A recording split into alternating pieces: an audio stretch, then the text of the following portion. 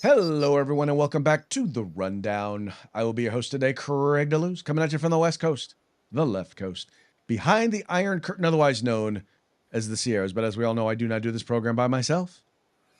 That's right. My name is Mike Piroworski, coming to you live from the East Coast. That's the coast with the most, from the co-host with the most, here on The Rundown, 2A Views, Conservative News. And Craig, guess what day it is? It's raining tacos from out of the sky. Tacos, no need to ask why. Just open your mouth and close your eyes. It's raining tacos. It's raining tacos out in the street. Tacos, all you can eat. Lettuce and shells, cheese and meat. It's raining tacos. Yum, yum, yum, yum, yum, yum. It's like a dream. Yum, yum, yum, yum, yum, yum. Bring your sour cream. Okay, Mike, I have to ruin our Taco Tuesday. I am so pissed.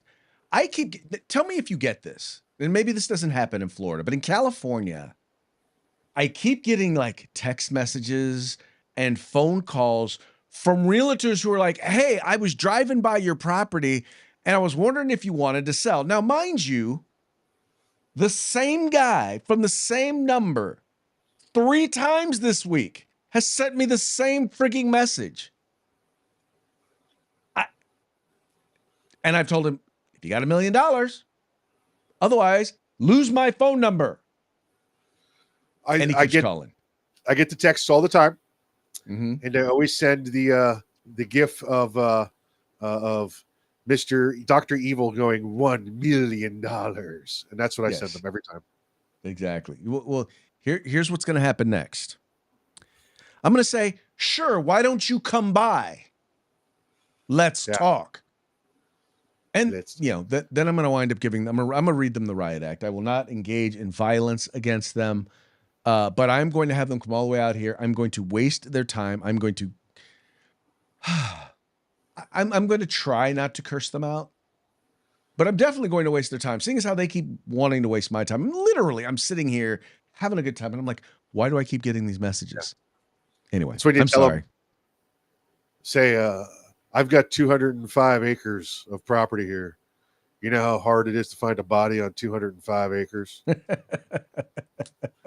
Hey, buddy of mine knows where I can find some gators to handle it. Take him over to the hog pen. Let him go in there. There you go. Sweet. Are you a citizen? I want to take you down to Alligator Alcatraz. I'm sorry. I literally saw that.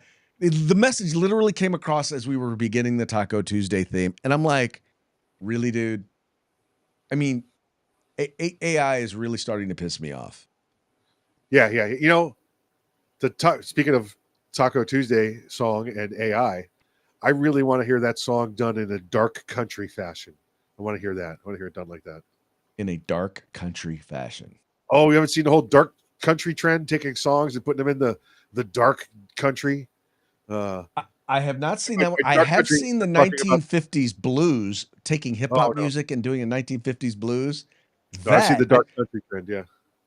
I'm gonna tell you what. One of the things I will say that I enjoy about some of these songs is it shows you the songwriting skills of some of these folks in terms of writing lyrics. Some of these rappers, because you think, well, rap ain't really. I mean, is it really music? It's if they're talking, not singing.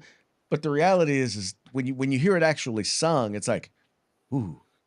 Wait. Now, you mean our rap, not that today's stuff? Oh no, I'm talking about our rap all the way up. Well, yeah, not up to today's stuff. It's hard to turn that into anything because even AI doesn't understand what they're saying. No. Yeah. I saw Phil Collins in the air tonight, done in dark country, and was like, wow. So, yeah, I guess it knows I like the dark country stuff. So. Or to hear the remakes. I'm not a dark country fan. I just like hearing the remakes. It's like at what point are we just gonna be like, look, we don't need musical artists. We just let AI do it. Yeah.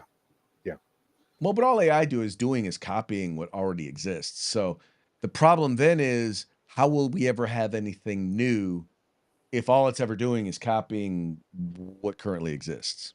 Oh, easy, because we're raising an ignorant generation, and they'll have no clue that it's not new. That is true. You do have a point. You do have a point there. I keep having to correct some people. Like I've taken to the point where now I actually have to fact check memes before I post them or before I share them, because you do have people who literally pay no attention to facts. Absolutely none. And I don't want to be a sort of person that is perpetuating lies or knowingly perpetuating misinformation or disinformation. Right. But some people I'm like, okay, especially if it sounds too good to be true, Mel Gibson and was it Mel Gibson and Denzel Washington and Sylvester Stallone are starting a new movie studio and they're taking over Hollywood. Yeah, that's not true. I did see we're getting another Lethal Weapon movie from Mel Gibson and Danny Glover. Have you seen this? I have seen that. But even with those, you don't know, because they come out with these trailers that, man, I'm like, oh yeah, you definitely have to check them. You definitely have to fact check them to find out. Yeah. Yeah, but I spent as much anyway. I liked it when I could just enjoy my memes and not have to not get home. When my memes weren't homework. You know what I mean? Yeah. Yep. But now they are. But in any case, we're having a good time. We're gonna have a good time with this today, and we're gonna have a good time. Gonna have a real good time. But before we get started in the program, I want to go ahead and make sure that we give a shout out to our sponsors. That's right. Let's say hi to our good friends over at Hitman Industries. That's hitmanindustries.net. If you want to get yourself some AR barrels, they've got them. Rifle caliber, pistol caliber, any length you desire, any caliber you desire, they have them available. That's hitmanindustries.net. California Republican Assembly fighting a good fight behind enemy lines. Now you can take part in California's future today. If you want the best in tactical concealed holsters on the market, get on over to hogholsters.com. That's HAWG holsters.com, hogholsters.com. Use the discount code The Rundown. That's all one word, no spaces, all caps. Get yourself a nice little discount. And if you want the best in field gear, tactical gear, web gear, law enforcement, security, fire, EMS, personal security, whatever it may be, get your group together, get your agency together, place an order at uscombatgear.com, where you get everything except the gun. That's right, folks. These are our sponsors. They bring us to you so that we can bring you to them. Do us a favor, do them a favor, do yourselves a favor. Go ahead and check them out today. Spend some money with them. All you have to do is follow the links in the description of this program. And when you do spend some money with them, make sure you tell them it was the guys over at The Rundown that sent you. All right, let's go ahead and get into today's topics. This first one here is going to be kind of interesting because, well, you have a lot of people who are talking about, who are basically coming down on Donald Trump for basically dropping drone strikes on all of these on these drug boats. And I think it's important for people to understand some of the reasons why Donald Trump is doing this. And one of them I think has been made one of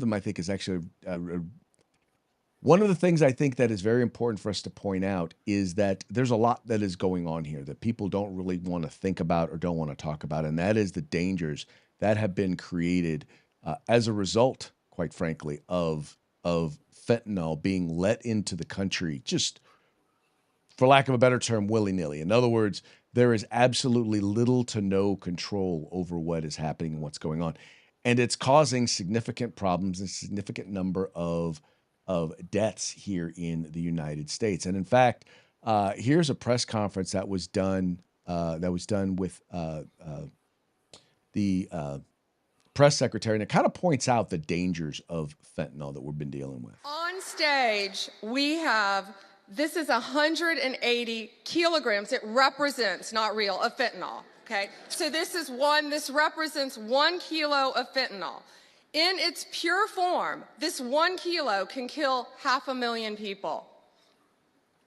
The 180 there, in pure form, could kill 90 million people. That is the population of California, Texas, and Florida.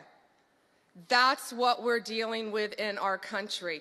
That's why angel moms go around the country. That's why Donald Trump has taken such a hard stance against cartels, securing our borders, getting these gangs and drugs out of our country. But look at that. That can kill 3 states in its pure form. That should terrify. So now think about that. Now, that is the reason why Donald Trump took an unprecedented step today and had Fentanyl declared to be a weapon of mass destruction. That's why today I'm taking one more step to protect Americans from the scourge of deadly fentanyl flooding into our country. With this historic executive order I will sign today, we're formally classifying fentanyl as a weapon of mass destruction, which is what it is. No bomb does what this is doing. 200 to 300,000 people die every year that we know of.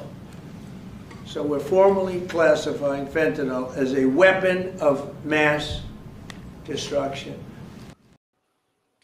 And that's pretty much what they're reporting over at NPR. It says Trump designates street fentanyl as a WMD, escalating the militarization of the drug war. It says here, President Trump on Monday signed an executive order designating the street drug fentanyl as a weapon of mass destruction. Quote, the manufacture and distribution of fentanyl, primarily performed by organized crime networks, threatens our national security and fuels lawlessness in our hemisphere and at our borders, the order declared. During the event in the Oval Office, Trump said the carnage fentanyl has caused in American families is worse than U.S. deaths in many wars. Says the fact that in fact Trump's numbers are wildly, or they're trying to say his numbers are wildly inflated. According to a report from the Centers for Disease Control and Prevention, fentanyl killed roughly 48,000 people in the U.S. last year, a 27% drop from the year before. So in other words, the media is trying to portray this as, well, this is really no big deal. Fentanyl isn't really killing people. I'm like, 48,000 people is no drop in the bucket. Yeah, 48,000 is okay, Craig. Evidently, they got a limit, and it's 48,001. 48,000 deaths from fentanyl. They're okay with. This is brilliant, Craig. You and I were around. Remember when President Reagan declared the war on drugs, and we started to combat the war on drugs at their origin point, and we've been struggling for 45 years to try and defeat the war on drugs, and it hasn't happened. And guess what? This non-politician guy finally came up with an idea of how to win the war on drugs. One, you declare those that are carrying them as terrorists because they're not in military uniform and they're bringing objects into the country that are killing tens and hundreds of thousands of people.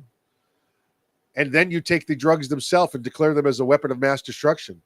And now you watch every boat that tries to approach loaded with these drugs, and frigates, cruisers out there, and destroyers launching surface-to-surface strikes, taking them out.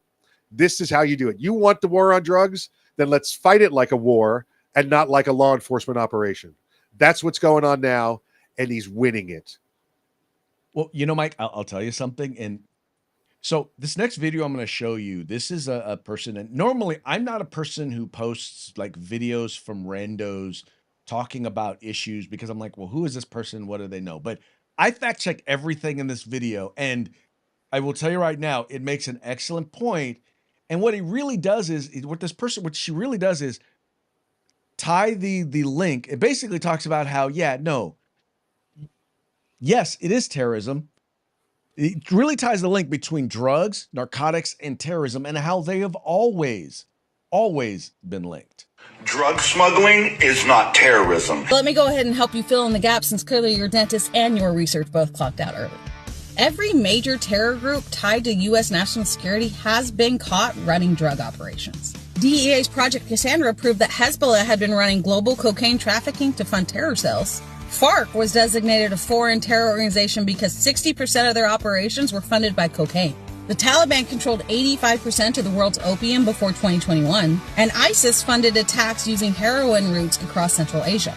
You see, that drug money pays for the bombs, weapons, and attacks. But sure, it's not terrorism. Bless your heart, Toothless. Because there is actually literally an entire category in federal law called narco-terrorism. It's not called kind of terrorism. It's not called maybe terrorism. It's called narcotics terrorism. And under U.S. Code 2331 and 2332B, terrorism includes dangerous acts, crossing borders, and supporting violent groups. Drug trafficking that finances those violent organizations equals terrorism. That's not the conservatives' definition. That is the federal definition. And these little drug boats that you're crying over are run by Tren de Aragua, a transnational criminal organization based out of Venezuela, ELN, which are armed insurgents, FARC descendants, and cartel partners operating from the Venezuelan coastline. These are paramilitary smuggling units, not fishermen with side hustle. And the U.S. isn't the only country dealing with them. Brazil, Colombia, Panama, and Netherlands have all used lethal force against these exact same vessels. And would you like to know why? Because most often they fire upon law enforcement, they ram interceptors, they take hostages, they run weapons, and they smuggle terror-linked individuals through the Caribbean corridor. Oh, but wait, there's more that missing tooth hasn't told you. The Maduro regime actively protects these cartel and paramilitary networks, which is why the Treasury, the DEA, and the DOJ have classified parts of the Venezuelan government for narco-terrorism, weapons trafficking, and state-backed cartel operations. And these groups have been recognized as narco-terrorists going all the way back to the 80s and the 90s, decades before Trump ever even touched them in 2025. And that's the tooth that you're missing. This was fun. Have a day. Like I said, I normally don't post those videos from randos, but I that was a mic drop right there. That was good. She did it. She got her stuff down. Yep. But that's the point. Is the reality is that most of these terror organizations, they fund their operations through drugs, and in South America it's drugs and oil, and in the Middle East it's drugs and oil. So it's drugs and oil is what they use to fund their terrorist operations. So yeah, no, not only do we not want them actually killing our people with these drugs, but we also don't want them to use the finances that they get from these drugs to continue to engage in terrorist acts around the world. I'll have to send you some pictures of when I was in Afghanistan. We've got photos of us standing in front of just opium field after opium field, and we weren't allowed to do anything about it because that was the only way that they had the ability to make money. So they let them keep their opium fields. Yeah, that once again makes absolutely no sense, especially when you know where the money is going to go. Yeah, absolutely right. Yeah, they tried to supplement it and bring them a new crop. They tried to bring them corn because, that's what the world needs is good Afghani dirt corn. Good Afghani dirt corn. All right, now, well, that debunks just one of the other like wrongful myths that the left generally has. And one of the other myths that the left generally tends to have is that, well, gun-free zones actually prevent violence. And well, there's one thing. Oh no, I'm sorry. I moved on to the wrong story. Here's the other story. I'm sorry. We'll get into the whole evidence that gun-free zones don't work because it is tied to Brown University. But in this particular case, there is information that is going out around. First of all, there were 2 victims that were killed at Brown University, and it turns out that one of those Brown University students happened to be the vice president of the college Republicans there at Brown. Now, you might recall Brown is one of the most woke universities in the country. I mean, it's hard to describe or hard to think of many universities that are worse than this. And they're the ones that come out with the list every year of words that you can and cannot say. Well, here at Fox News, they kind of outline that one of the students turned out to be a Republican leader. It says here, a vice president of the college Republicans and an aspiring neurosurgeon have been identified as the 2 students killed in the mass shooting at Brown University on Saturday. Ella Cook of Birmingham, Alabama, and Muhammad Aziz, I'm not going to try and say that last name, of Virginia, were named the 2 students killed when gunmen opened fire inside the classroom in the Barras and Holly Engineering Building on the campus of the University in Providence, Rhode Island. 9 other students were wounded. Let's see here. Anyway, suffice to say, one of the students turned out to be a college Republican or vice president of college Republicans. And so now, because people have pointed that out, you now have folks like, for example, this Edith Olmsted over at Yahoo News, basically saying MAGA spreads dangerous conspiracy about Brown University shooter. Now, it says here, MAGA Republicans are already pushing conspiracy theories about the shooting at Brown University over the weekend, claiming that one of the victims was targeted because of her beliefs.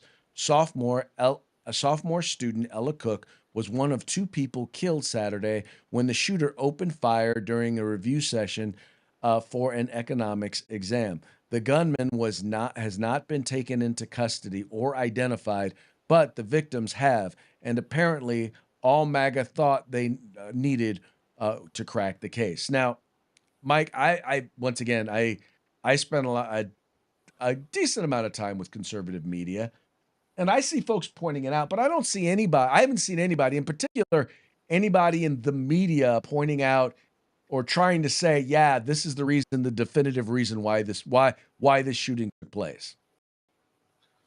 No, nobody. I looked at a half a dozen sources, Craig. Nobody has insinuated that at all. It's just, again, the left reaching for how can we lie and make the left or make the right look bad? That's all it is. It's their version of, lie, deny, make counter accusations. Here we have to make the right look bad in this, because we know that we'll get to it, right? That the policy of a gun-free zone caused this to happen. Right. Well, it falls along the lines of the narrative most of the media winds up doing. It's like something happens and the news becomes conservatives notice. Conservatives call it out. And all I've ever seen people say is she was a vice president of college Republicans and she was one of 2 students killed. I mean, this was an attack that took place. It was on a Saturday night in a lecture hall where they were studying. Now, if you were looking to do, if this were a traditional mass casualty, mass shooter event, they would be looking for the maximum number of people that they could take out. And this would not have been the target. I think it's not hard to say that this was targeted. Do we know who the target was, or do we know why they were targeted? No, but I think it's safe. I think it's a pretty safe assumption that this was a targeted attack. Yeah, and I'd point out the left is calling this a mass shooting, right? When it doesn't even fit their own definition of a mass shooting. No, it doesn't, because 4 people have not been killed. Right. And when they talk about the injuries, they don't even say, well, okay, 9 people were injured. Were all 9 shot, or were some of them injured basically trying to duck for cover? Right. Sure. They don't tell you any of that. What I'm finding interesting is just how poor the response was there. And how do you on a college campus not be able to have one single camera that could pick this person up? Because cameras are an intrusion on our First Amendment rights. Oh, well, there you go. Anyway, there's a lot more to be seen. There's a lot more to be heard. I'm hoping that we get some sort of something on this. I mean, I know that they're looking at metadata, but I'm thinking this person seems like they were so well organized that I don't know that at this point, I don't know if they don't have enough evidence or they don't have enough to catch a person. What's the likelihood, Mike, that they do finally catch the person? Once Kash Patel and his folks get up there, they'll find out who this is. I'm not putting down the Rhode Island State Police or the Brown Police Department or anything, Brown College Police Department, but the resources there are just not what the feds have. Well, I know that the metadata and whatnot that they were using in order to identify the person of interest that they picked up was based on the metadata. And the fact that dude was armed didn't help. But what wound up happening was, as they tried to apply evidence at the scene, the evidence at the scene ruled him out. Yeah. And listen, I got no problem with them reacting to that. You go with what you have on hand and you try and develop it as quick as you can, Right. But, now it's the follow through. We got to see how with the follow through investigation. Really interested to see how that follow through goes. But, would really love to know a motive for this, other than just because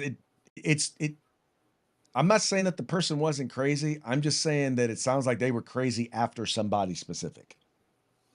Yeah, well, it'll be one of 2 things, right? We know that based on what we've seen before. It's either going to be there was somebody targeted, was one of the 2 killed or one of the 9 wounded, or this was some crazy person with a gun. That's just all there is to it. True that.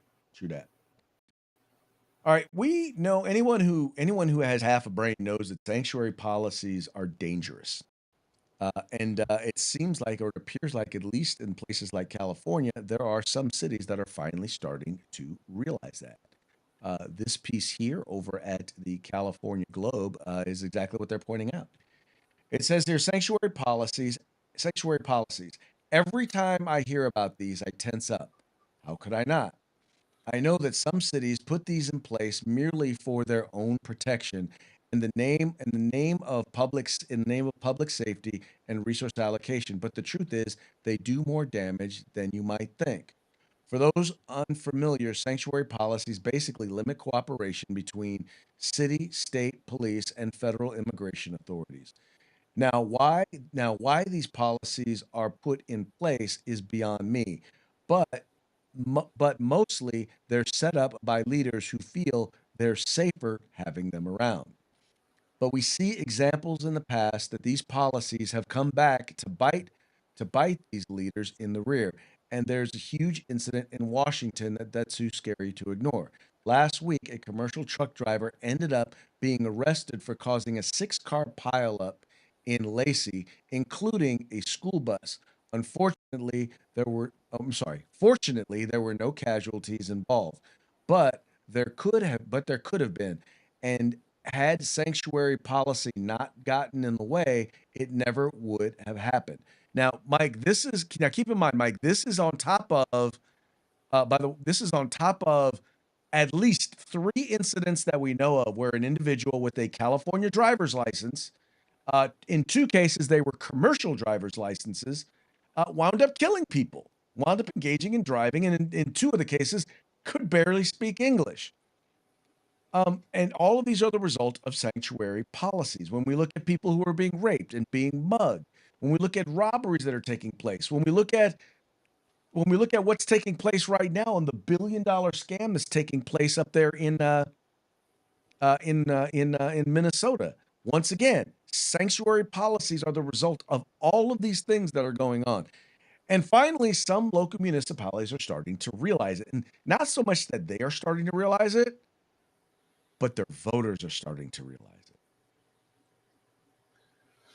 Yeah, and again, the left's going to try and muddy that image and let you know that the sanctuary cities provide peace and happiness. But every time, Craig, where does this occur? Where does it occur?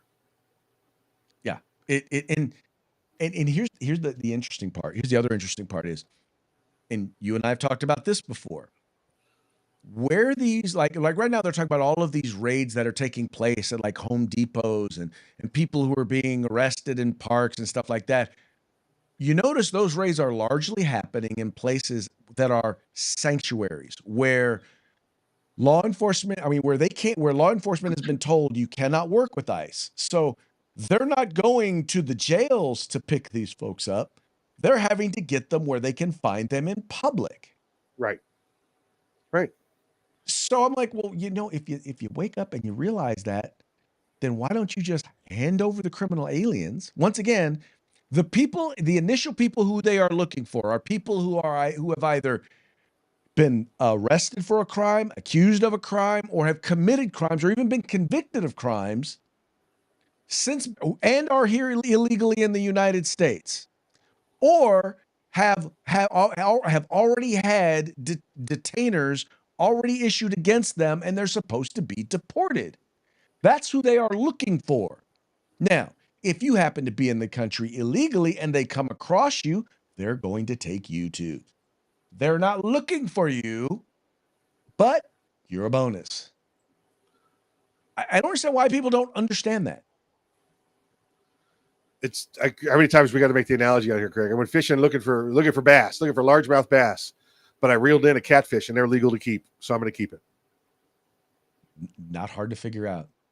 Yep. You didn't go there looking for catfish. Yep. But it's a bonus. That's right. Fry it up. Yep. That's it. But some of it though is they refuse to see the difference. Well, and they that's, I refuse think, to one of the admit things it. that really bugs me. They refuse to admit it because they don't want any part of being on, admitting defeat. No, you are 100% correct. They do not want to admit defeat. And It is amazing. One of the superpowers of Donald Trump is he has been able to get the left to support all sorts of abhorrent things. I mean, he's got them supporting transing the kids, giving, sex changes for children, sex changes for criminal illegal aliens, porn in schools, public schools. They're supporting drug cartels. I mean, you name it. He's got them supporting criminal illegal aliens. I mean, he's literally got them supporting some of the most outlandish stuff out there. Yeah. That's got to be a superpower. It is. It's a Trumpian power. It is definitely a Trumpian power. Ugh. Anyway, you would think that they would have learned by now. Anyway, one of the things, and I just wanted to have this conversation. So,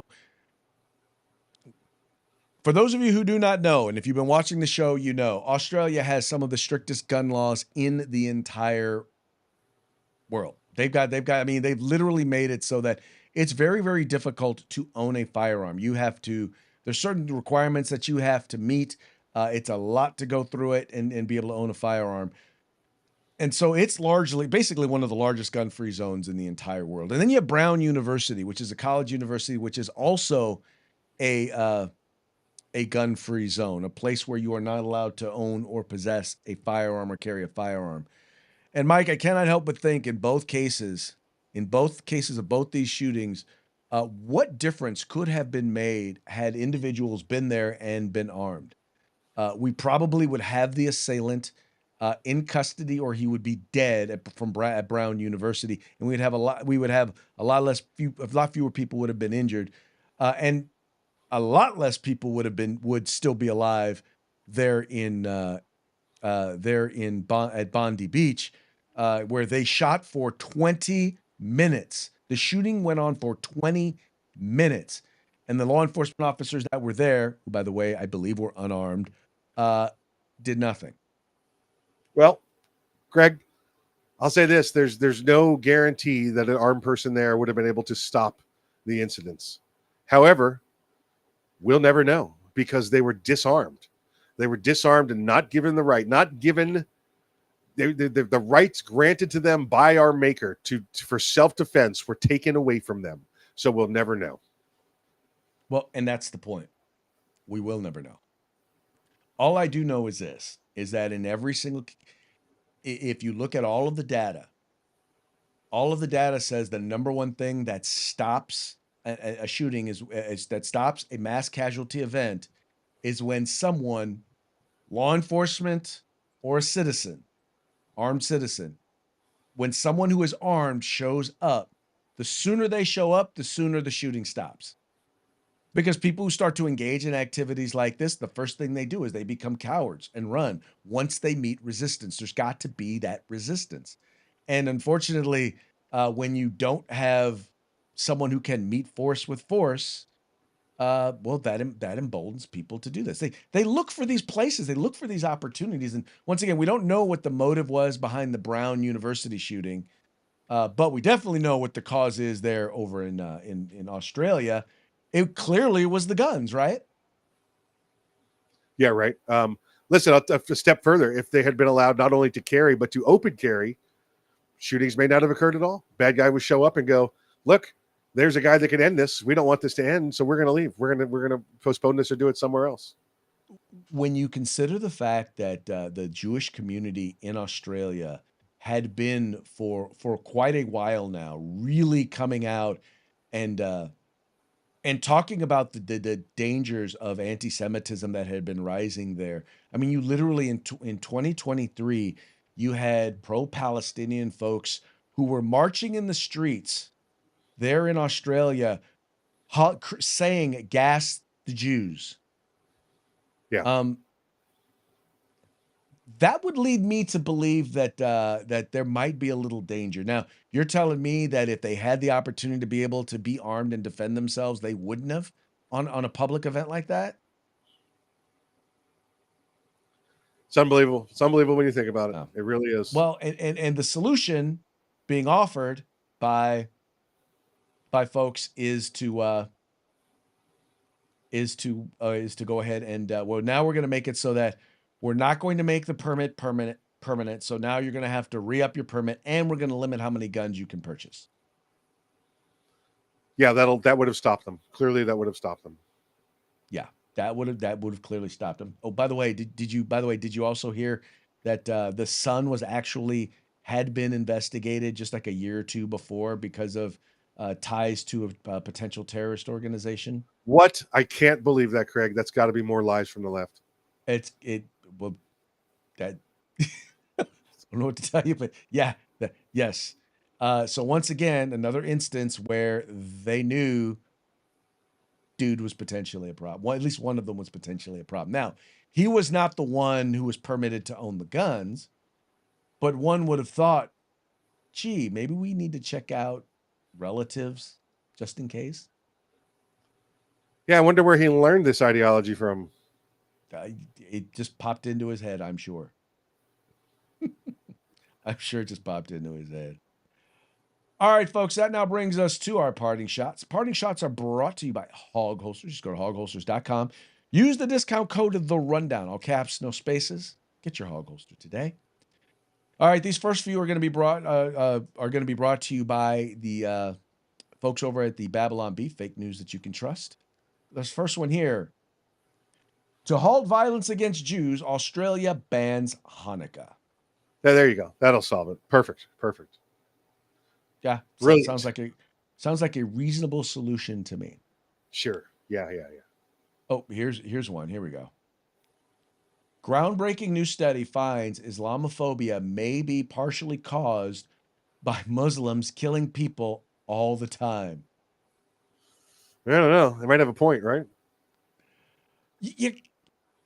All I know is this, is that I know that there are, I don't want to say all I know, but what I know is this, is that there are peaceful Muslims. I'm not going to sit here and tell you that there's no such thing as a peaceful Muslim because they actually do exist, right? My problem though is that when you read the Quran, and I haven't read a lot of the Quran, but I've read enough to know that they got no problem with killing people who don't believe what they believe. In fact, they promote it, or at least their religion promotes it. That's so if someone actually does it, is that considered Islamic extremism? Or are they just, or is that mainstream Islam? I don't know. Little fact, Craig. I burned several hundred copies of the Quran. We've heard this story before. When I was in Afghanistan, their military was becoming computer literate, and they did not have any copies of the Quran on CDs. So we took it to our mass CD burner, and I burned them several hundred copies of the Quran so they could have it.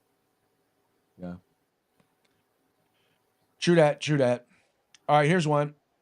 All right, after being charged with multiple felonies, former Michigan coach Sharon Moore is forced to move to the NFL. Yeah, he'll probably do pretty good there. Maybe the Cowboys looking for a coach? Yeah, he'll fit right in, won't he? Anyway. I know the Jets are. All right, this last one I wanted to share with you guys, because I want to, you guys, hold on, let me bring both, let me come up, put myself up here real quick. So I want to just say this. After the death of Rob Reiner, Donald Trump sent out a truth that, how do I want to put it? It was tongue in cheek, very critical of very critical. It was, in my opinion, it was inappropriate, right?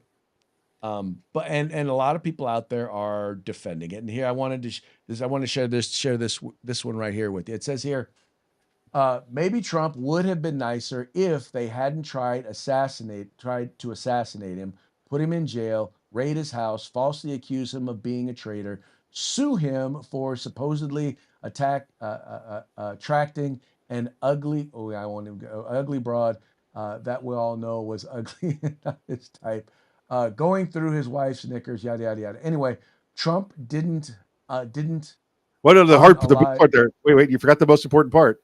And call him a Nazi every single day. Oh yeah, call him a Nazi every single day. They didn't he didn't unalive the guy. He didn't kill the guy. So as a Trump supporter, it would bother me more if Trump had praised him The dude is no longer here.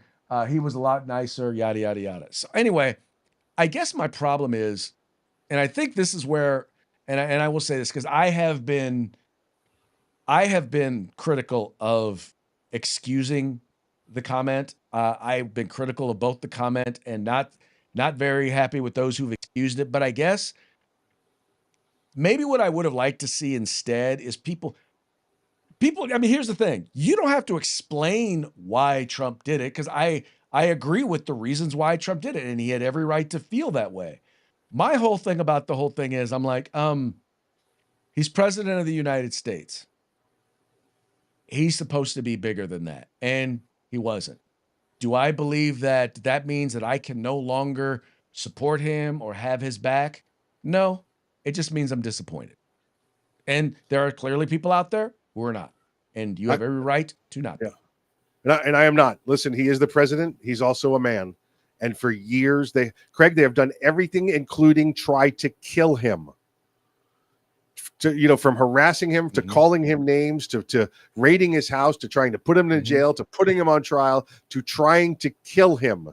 The left has done this, and now the left wants him to be sympathetic. Sorry, you're lucky that's all you got. I would have preferred for him to just say nothing.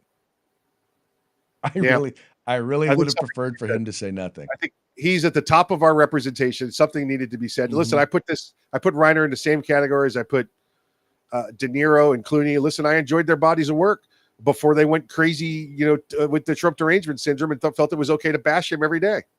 Sorry. Yeah. No, I once again, I don't disagree. And I expect that from John Q. Citizen. I personally expect more from my president. Disappointed, but like I said, I'm not disappointed enough to where I'm going to throw him under the bus. And people are like, well, I'm off the Trump train. I'm like, look, you guys, come on now. Really? I think you hit it right on the head, though. Trump represents John Q. Citizen. Well, he does. And sadly, and this is what I always tell folks. I'm like, look, you can be mad at him for what he said, but this is the reason why he got elected president. And I don't know what to tell you. This is you get what you get. There's no mystery. Whoever was surprised by that comment, I'm like, have you not been paying attention? Yeah. But I think that once again, people have every right to both criticize him for it. That doesn't mean you don't like him. It doesn't mean that you don't support him. It just means you don't like that thing that he did. Yep. And I'm sorry, no one's perfect. I'm sure that I have done things that my wife does not like. Oh, I can name some. I'm sure you can. I got pictures. No, you don't. Just kidding. Right. But here's the thing, folks. Here's the thing that I really want to do is let's not let that be a reason to divide. Because here's the thing: the left is looking for a reason for us to fight. Let's not fight over that, please. Yeah. Right. Let's not fight over it. Yeah. I just get mad because sometimes I feel like we spend more time fighting each other than we do fighting the left. Yep. The enemy of my enemy is my friend. There you go. All right, folks, that brings us to the end of our program. But before we go, we're going to give one more quick shout out to our sponsors. Yep, Hitman Industries, hitmanindustries.net. Listen, they got great specials going on for Christmas. Get on over there. Check them out, hitmanindustries.net. You can get all kinds of barrels. They got rifle barrels, pistol barrels, everything you need. That's hitmanindustries.net. California Republican Assembly fighting a good fight behind enemy lines. Now you can take part in California's future today. And if you want the best in field gear, tactical gear, web gear, law enforcement, security, fire, EMS, whatever it may be, get your group together, get your agency together, place an order at uscombatgear.com where you can get everything except the gun. All right, folks, so that's going to be it for today's program. We will be back tomorrow on Throat Punch Thursday. Till then, y'all have fun, stay safe, and we will see y'all on Tomorrow's Wednesday, though, Craig. Tomorrow is Wednesday. Dude, my week has been all jacked up. It just really has. I don't know what. Yeah. Hi, Jolly Pies. We'll see you tomorrow on Hump Day.